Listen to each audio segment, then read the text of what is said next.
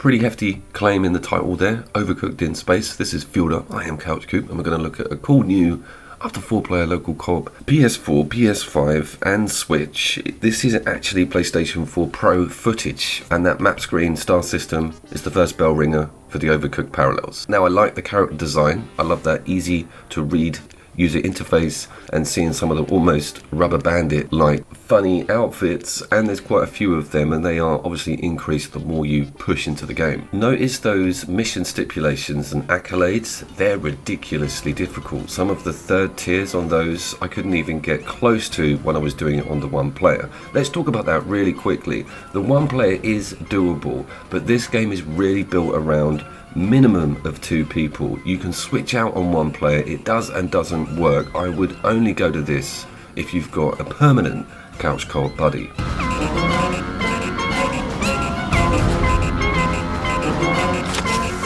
Now let's break down what's going on. Top left, you've got this bar which indicates ship damage and progress to your destination. So you've got to make sure you're repairing these little marks on the ground, which is done by tapping square. Overcooked leans on being able to make that task sort of autonomous, and on the single player it does. But it's interesting because if that bar gets too close to the end of the blue bar, it's kind of game over. And you can ignore the ship damage to a certain extent because there's far more important jobs to be taken care of, one of which is keeping the door shut for the space station itself, which will blow open and suck out the other player. That does result in quite a lot of hilarities.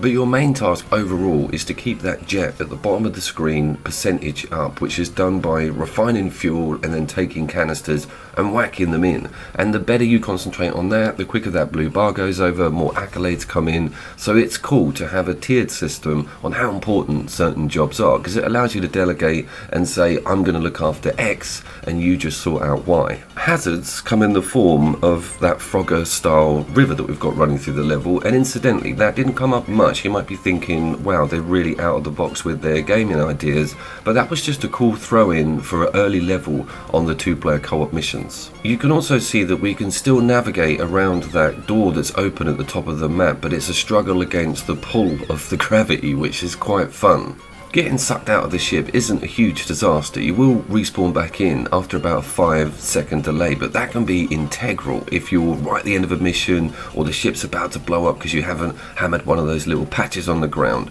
It can be disaster if you're suddenly left on your own at a really important section of the mission.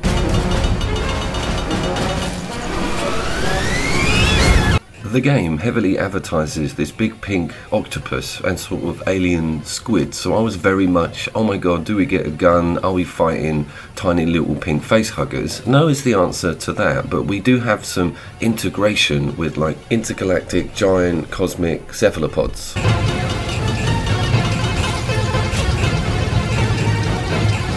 This is an inevitable event, and it's marked by a purple icon up on the top left against that green progression. So you're going to come across it. Now this is very interesting because the particular level is 1 in, 1 out on the corridors. So you've really got to start using your brain, and there's also compulsory switch system, which means certain doors can be open when you're in a certain place and others can't. And also the accolades lean on how many times you use that switch. It gets well complicated if you want to platinum a lot of the achievements on each level. That does point to some longevity and the need to replay a level, because you can see how you could do that a lot better or more efficiently. Not like Overcooked, it does rely on a lot of route mapping, doors being open and shut, and one-way systems. So this is more to do with maneuverability against allocated tasks in certain areas. If you neglect the ship refueling task, your ship will just stop, which means that that damage meter is going to catch up with you. That's quite clever. If you forget to do something or a certain task gets neglected, the fruition of that is quite dramatic and cool. And Overcooked, although it's very culinary based, doesn't really boast that sort of tension. It also does quite well with introducing new elements or new hazards. This particular level has got slime asteroids coming in, landing in random places, and then you use the throw mechanic. Now this again is interesting. Overcooked 2 introduced a throw mechanic, which meant that you could throw a bit of fish to someone who needed to make a sushi roll at high speed. With this, you've got to take the slime and put it into the grinder at the end of the map, which I thought was a pretty cool idea, and they will explode if you don't deal with them, and thus producing a difficult area to traverse because you're getting stuck in the slime. And I liked the sci-fi angle. As you know, I'm having a big sci-fi space horror push at the moment, and we've got some cool videos coming out for Halloween. This directly aligns with that theme. Annoyingly though, there's no xenomorphs crawling these creepy corridors. What have they missed? Well, I'll tell you what they've missed, and the annotation's up in the top corner, and it's a PvP mode.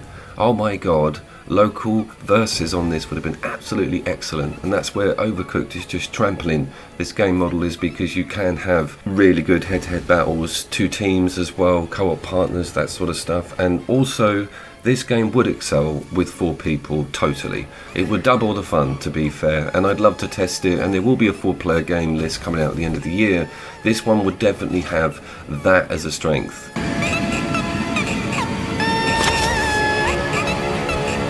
It is currently quite new and is sort of in the higher echelons of price for a game of this size. If you're a staunch Overcooked fan and you've exhausted all of that content and you want to have some co-op, that's important, not PvP, then this is perfect. And you've got a new sort of change of scenario, being outer space, dealing with gravity and all manner of quite crazy alien interruptions that will throw a spanner at a lot of your previous solutions. So it keeps you on your toes on that front, and those accolades are absolutely ridiculously difficult. So if you're a sci-fi fan and you liked Overcooked, this is a total no-brainer. And as a reminder, I am pushing a top space sci-fi films that's coming out this weekend for Halloween, and I have got some links to the Overcooked review as an annotation. 26 brilliant local PvP games on that video. I totally recommend you all go and have a good butchers. I have been Couch Coop. Number 4 of the top couch co-op games of all time, PlayStation 4 and PlayStation 5, is coming up next week. That one's going to be huge. I'll see you down there.